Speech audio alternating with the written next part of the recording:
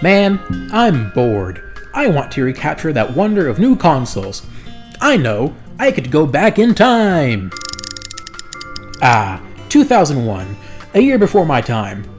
While the world saw the release of 3 major developments in gaming, the Xbox from Microsoft, the GameCube, and Game Boy Advance from Nintendo, Apple rocked the world with the release of the iPod. What a time to not be alive! Good thing nothing bad happened in 2001. Wait, what do you mean they hit the towers? What towers? Okay. How about 2003? That year, Lizzie McGuire, On the Go, was released for the Game Boy Advance. Let's take a look.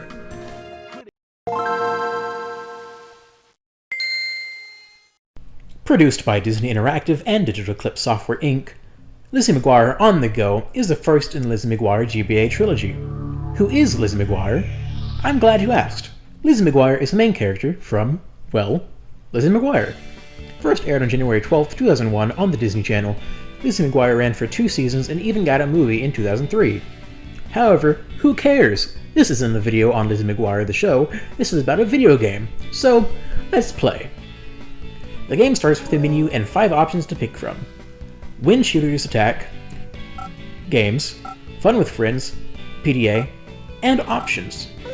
In Options, there's credits and a difficulty slider. I'll leave that alone for now. You only start with Code Blue and When Cheerleaders Attack unlocked. When Cheerleaders Attack is the main game. Playing it is the only way to unlock the other minigames.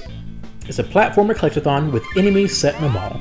Use the D-pad to move, jump with A, and throw glitter with B.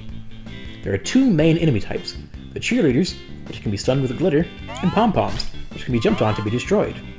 Be careful though, since they respawn. There's actually 4 different types of pom-poms.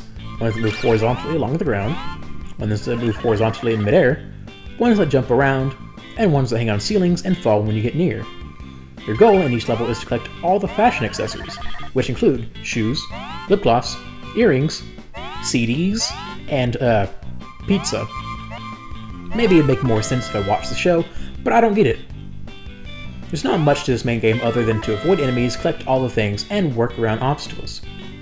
There's escalators, which let you move in one direction, although you can totally spam jump to move up them. Elevators, which depending on how many there are on the map, will send you to a random location. Jump panels, and moving platforms.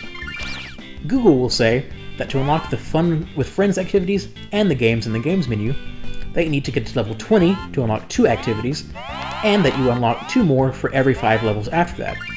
In my playthrough though, I unlocked an activity every 5 levels until level 25.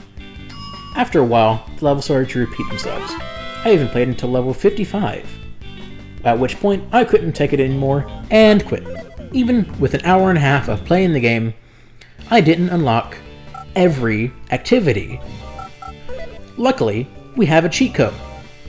Back on the main menu, if you go to PDA, Best Friends, add new best friend, name it Cheater, in all lowercase, and voila! You can now play every activity.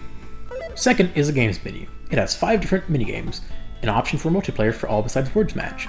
First up is Box Bash. This minigame has you try and get as many colored boxes beside each other as possible, a causing match game. This isn't my favorite, but it can be fun if you're into it. Next is Matching, a memory matching game. I personally like these, so I got a pretty good score my first time around.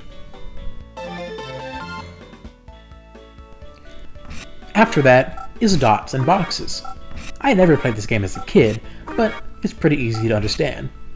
Needless to say, I won my first try. Following that is Code Blue. It's almost exactly like Connect 4, but the board has more rows, and I hate this game. The first time I played it, I won in 5 moves, but every time after that, I lost. I didn't even change the difficulty. The computer just decided to kick my ass. Worst game on here by far. Lastly, we have Word Guess. It's Hangman, both common words and Lizzie McGuire, and since I never watched the show, I suck at it. Moving on. Third option on the main menu is Fun with Friends. Unfortunately, I don't have any friends, so I can't play these, but I can explain them. Lazy Charades as well, charades.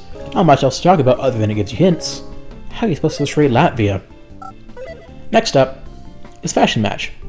This one's pretty neat. You take a 10-question quiz with questions that change every time you take it, and you get matched with the closest you'd be in the fashion universe. What are hip huggers?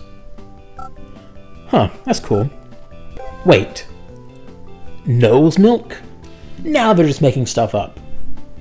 Between She Geek, Extreme Jock, Rebel Outlaw, Just Like Lizzie, and Kate Clone, if you're wondering, which you aren't, I got Just Like Lizzie, with a little bit of Rebel Outlaw. After Fashion Match is my personal favorite out of all the activities. Ask Lizzie. It functions like a magic 8-ball with a yes or no question, and Lizzie will amaze you with her insight. Great Lizzie McGuire, should I give up on all my hopes and dreams? Oh. Last out of all the activities is Operator. It's telephone. Just telephone, you know, the whisper game.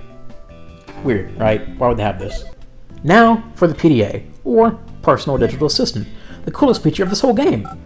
You have a class tracker that allows you to keep track of up to 7 classes in a day and 1 after-school activity Monday through Friday, with names of classes, room numbers, and teachers' names.